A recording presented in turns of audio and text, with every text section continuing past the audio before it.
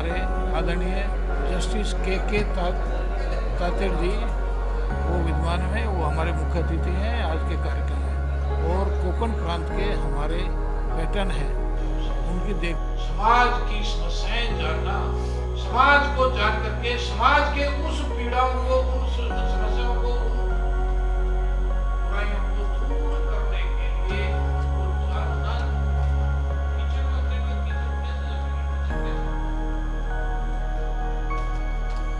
गर्मी में रहे बिगड़ पसीना कैसे है?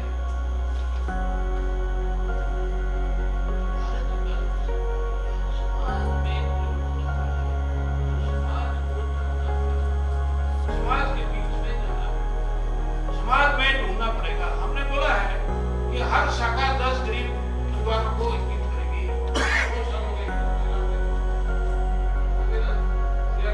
अधिकारी है ना, आप बताइए कोई बात चाहते हैं 10 गरीब से गरीब परिवारों का सूची बना करके उनका अध्ययन किया। एक भी परिवार का किया है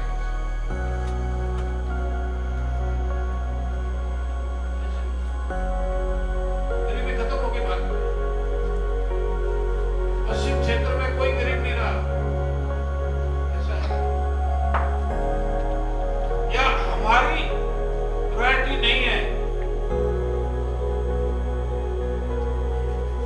हमने पिछले साल 50 लाख रुपए बजट में निकाला।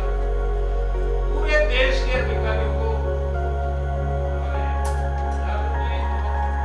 देश के 20 कार्यकर्ताओं को बुलाकर और 8-10 दिन के अधिकारियों के सामने आवाज किया कि हमें 50 लाख रुपए लोग कहेंगे। आप उस परिवार की डिटेल, उसकी क्या मनोस्थिति, वो गरीब क्यों है, वो इतना क्या उसमें है, कौन सी समस्या, रोजगार नहीं है, उसकी परिस्थिति नहीं है, पत्नी क्या करती है, मारती है, चौकीदार है, पत्नी क्या करती है, बच्चे पढ़ते हैं कि नहीं पढ़ते, ये पूरा डिटेल लिख के दो। इतनी पीड़ा तो इसको उस टाइम में नहीं होगी, इतनी पीड़ा कर सकती है। यह है निर्माता के वास्तव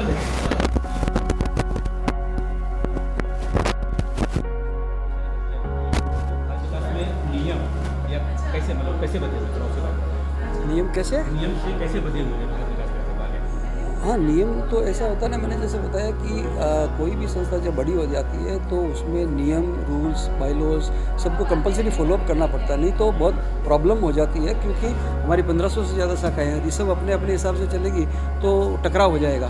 तो इसीलिए नियमों की तो प्राथमिकता होनी चाहिए। लेकिन अभी यही हम देख रहे हैं कि क्योंकि लोग जो है सब मन से सेवा करते हैं, तो सेवा करते हैं तो उनको लगता है कि भाई हम हमारे प्रोजेक्ट पे ज़्यादा ध्यान देवें, उस चक्कर में नियमों का अपलान हो जाता है। वो उनकी इंटेंशन उसमें ख़राब नहीं होता है, लेकिन हम उनको समझाते हैं कि नियमों का ध्यान रख करके आपको काम करना चाहिए, उसकी महत्ता उतनी ज़रूरी है।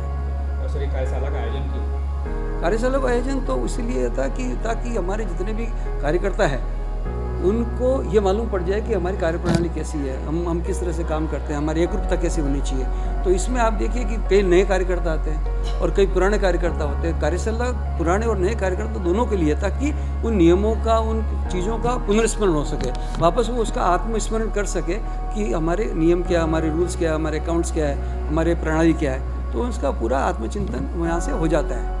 सर आप क्षेत्रीय अध्यक्ष हैं, तो आपका दायित्व क्या क्षेत्र के मतलब कैसे, तो आज सारे क्षेत्रीय सारे अधिकारी क्या मतलब यहाँ पे कौन से लोग हैं, कैसे क्षेत्रीय कार्यशाला में जो अपेक्षित लोग होते हैं वो पूरी हमारे जो रीजन है उसके क्षेत्र के, पूरी क्षेत्र की कार्यकारिणी होती है, और उसके साथ में प्रांत में हमारे 11 लोगों की एग्जीक्यूटिव टीम होती है। वो पूरे 11 हर एक प्रांत से, 11 प्रांत हो गए, 11 × 11 121 लोग तो वही हो गए, और प्लस हमारी रीजनल एग्जीक्यूटिव होती है। इतने लोग अपेक्षित होते हैं।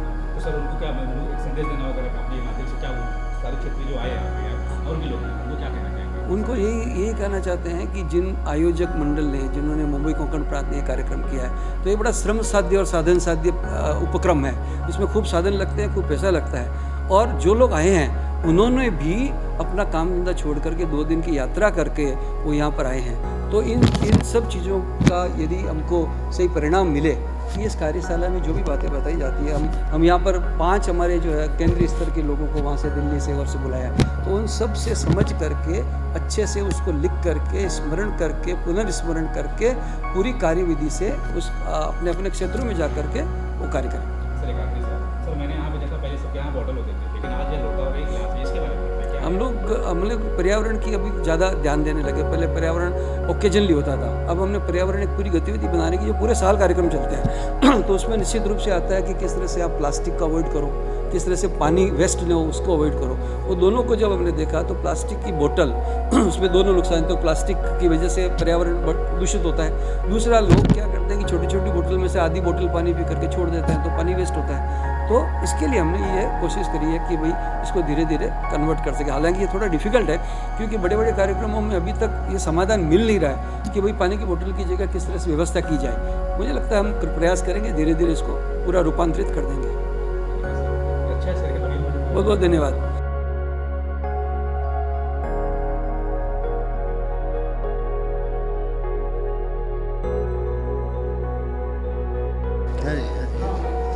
भारत विकास परिषद का आज के कार्यशाला के बारे में, आज के बारे में थोड़ा सा आप बता दें, क्या चीज़?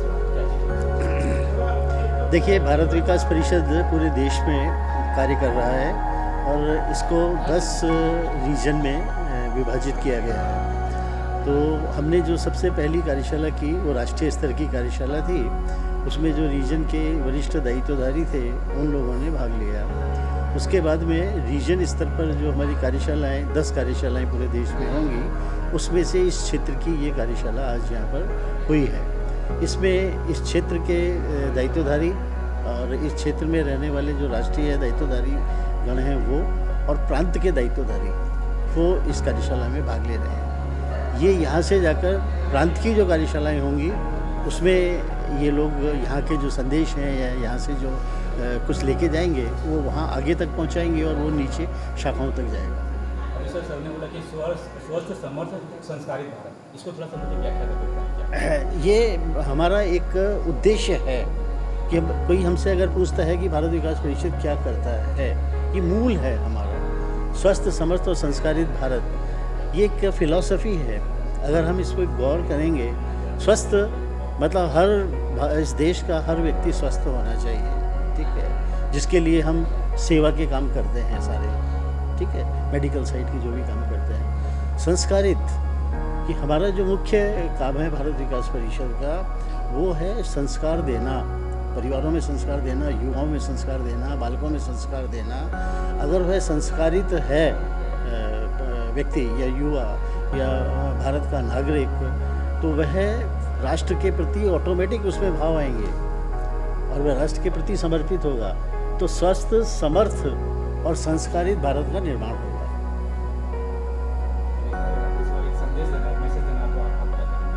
मैं ये संदेश दूंगा कि भारत विकास परिषद जैसी एक श्रेष्ठ और स्वदेशी संगठन जो इस देश के विषय में सोचता है, संस्कारों के बारे में सोचता है, यदि हम देखें, अपना इतिहास देखें, हमारी जो संस्कृति है जो हमें विरासत में मिली है, पुरातन है, वैदिक है, ठीक है, और उस संस्कृति को परंपरागत ढंग से आगे बढ़ाते हुए हमारे जो नौजवान हैं वो इस देश को जाने, इस देश के प्रति समर्पण का भाव उनमें पैदा हो, ये भारत विकास परिषद करना चाहता है।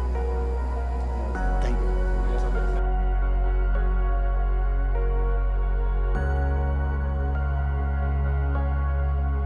ये क्या हो रहा है, कैसे प्रभाव होगा उसके? मैंने दर्शना गुवानी, भारत विकास परिषद में महिला सहभागिता की वाइस प्रेसिडेंट हूँ।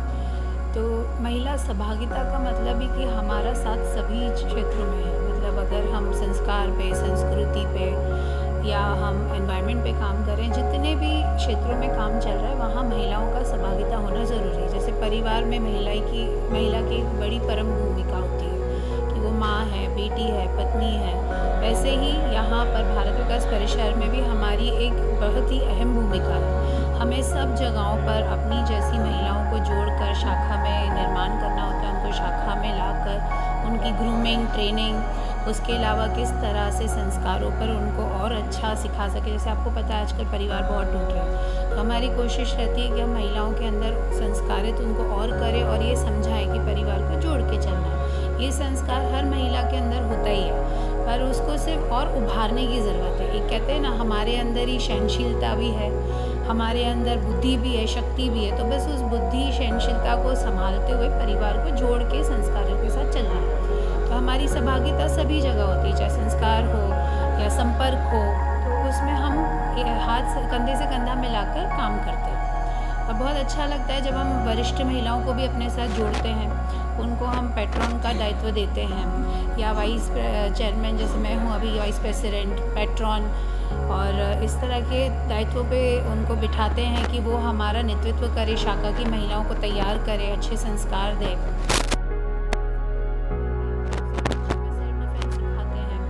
फिर एनीमिया पे बड़ा काम करें। अब HPV वैक्सीनेशन, सर्वाइकल कैंसर पे काम चालू है महिलाओं का।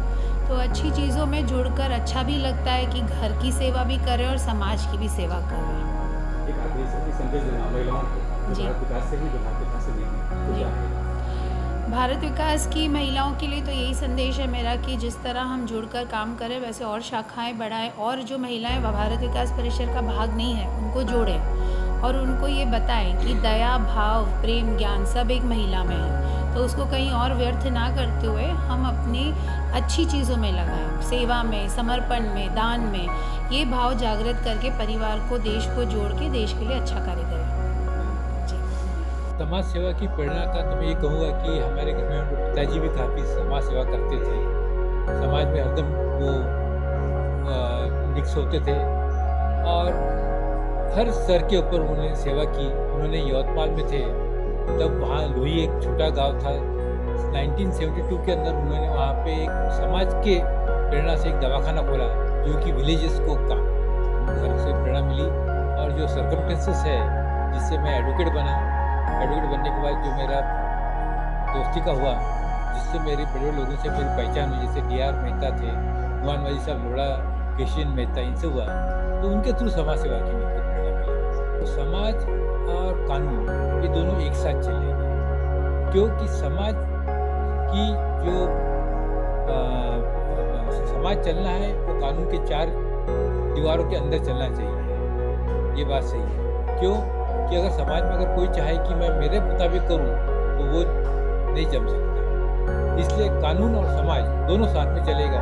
ये समाज की समस्या ये है कि आज अपने को समाज सेवा जो करना है, जो निचले स्तर के लोग हैं उनको ऊपर कैसे लावे, उनको अपॉर्चुनिटी कैसी देवे। आज निचले स्तर में भी काफ़ी बच्चे ऐसे हैं कि जो विद्वान हैं, जो आगे आगे चमक सकते हैं, उनको कोई साथ होना है, वो अपन साथ देवे तो ऊपर आ सकते हैं। वो भारत विकास परिषद का उद्देश्य ही है कि भाई मेन उद्देश्य को जियो और जीने दो।